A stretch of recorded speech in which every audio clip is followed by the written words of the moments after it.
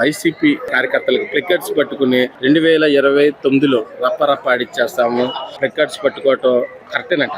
మాజీ ముఖ్యమంత్రి జగన్మోహన్ రెడ్డి గారు ఈ విధంగా అసాంఘిక కార్యకలాపాలు చేస్తున్న వ్యక్తుల్ని, దుర్మార్గమైన నేర చరిత్ర ఉన్న వ్యక్తుల్ని వీళ్ళందరినీ ప్రోత్సహిస్తూ వారి పట్ల వారికి అనుకూలంగా వెళ్ళి వారిని పలకరించడం, ఈ గంజాయి మత్తు పదార్థాలు ఇటువంటి నార్కోటిక్స్ కేసుల్లో ఉన్న ముద్దాయిలను వెళ్ళి పరామర్శించడం, ఆ పరామర్శించే క్రమంలో అమాయక ప్రజలు వారి యొక్క వాహనం కింద పడిపోతే దాన్ని మా పార్టీకి సంబంధించిన వారు అని ఈ విధంగా మాట్లాడడం, ఇదంతా కూడా హేయమైన చర్య. ఇదేంటంటే అంబేద్కర్ గారు రాసిన రాజ్యాంగాన్ని మన యావత్ భారతదేశం ఇదంతా కూడా ఫాలో అవుతా ఉంటే ఈ పులివెంద నేర చరిత్ర గల ఇటువంటి రాజారెడ్డి రాజ్యాంగాన్ని మన రాష్ట్రం అంతా కూడా చేస్తామంటే ఎవరు సహించేది లేదండి. 2019 నుంచి 24 వరకును ఇదే నేర చరిత్ర కలిగి ఇదే దోవన వారి అలవాట్లను ఆంధ్ర రాష్ట్రం అంతా కూడా ఇదే విధంగా కూడా చేస్తా ముందుకెళ్లిన ఇతనికి చరమగీతం పాడారు. ఆ రాష్ట్ర ప్రజలందరూ కూడా 11లో నుంచోబెట్టారు.